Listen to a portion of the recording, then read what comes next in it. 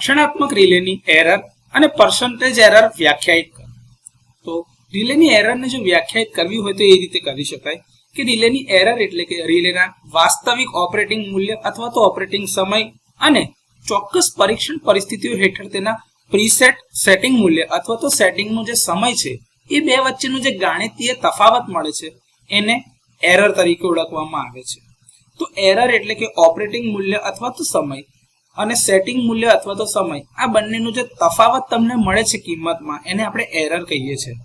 આ error positive, negative અથવા તો ઝીરો હોઈ શકે છે.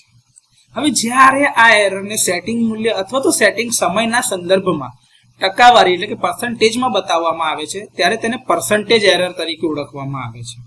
તો પર્સન્ટેજ એરર એટલે કે ઓપરેટિંગ મૂલ્ય અથવા તો સમય અને સેટિંગ મૂલ્ય અથવા તો સમય આ બંનેનો જ્યારે તફાવત સેટિંગ મૂલ્યના સંદર્ભમાં આપવામાં આવે અને 100 પર ટકાવારી કાઢવામાં આવે તો 100 ટકાવારી કાઢતા સેટિંગ મૂલ્યના સંદર્ભમાં ઓપરેટિંગ મૂલ્ય અને સેટિંગ મૂલ્યનો તફાવત જે મળે એને પર્સન્ટેજ એરર તરીકે વ્યાખ્યાયિત કરી શકાય.